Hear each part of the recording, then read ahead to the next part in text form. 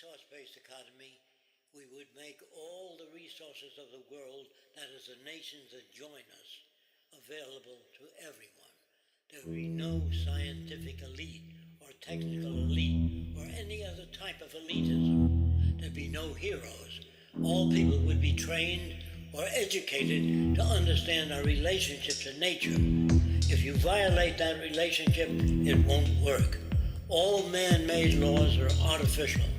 We have to study our relationship to nature. If we damage the air, we damage ourselves. If we damage the oceans, we damage ourselves. If we cut down the forest, we damage our ability to maintain health.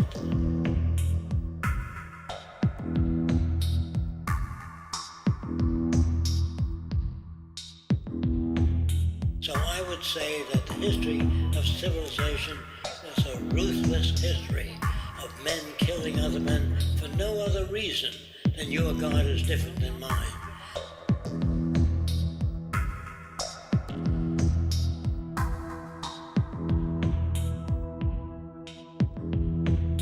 And they kill and murder and torture, always the same story. The history of civilization is the history of ignorance.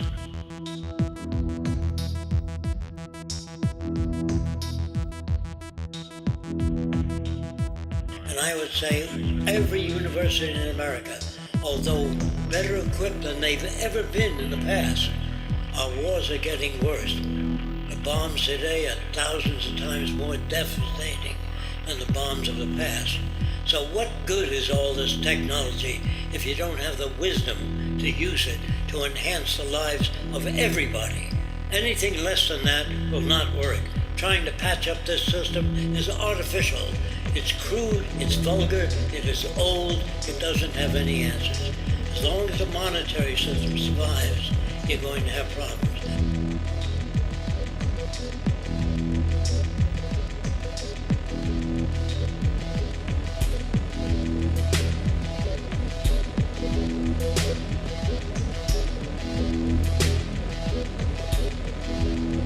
With money, yes, it does produce incentive.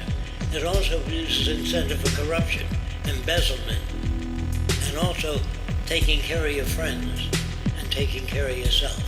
When people seek advantage by money, you can't have a decent world. When you have wars and people make millions of dollars selling submarines, I'm talking about billions of dollars, and aircraft carriers, then war becomes a terrific business. It's really a racket.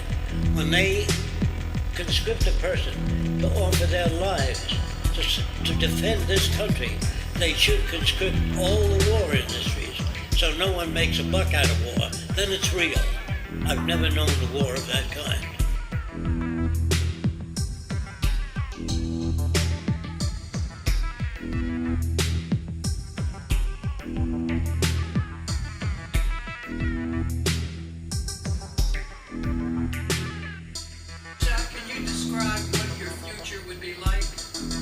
The future, people would study whatever they wanted to study. There'd be art centers, music centers, cultural centers, open to everyone without a price tag. There'd be no banks, no investment brokers, no advertising, no commercials, no armies, no navies, no prisons, and no police. When humans have access to the necessities of life, they do not steal. If you don't understand that, imagine people living near a big waterfall with fresh water, lots of it. No one comes at night and steals water. When people have access to the necessities of life, they do not steal. This system is one of increasing debt, human suffering, and also freedom. The word freedom means you're responsible for whatever you do. I say that people are not responsible. I feel that if normal people were raised as babies by the headhunters of the Amazon, they would be headhunters. If you took a Jewish baby and raised him in Nazi Germany by a Nazi family, he would be a Nazi.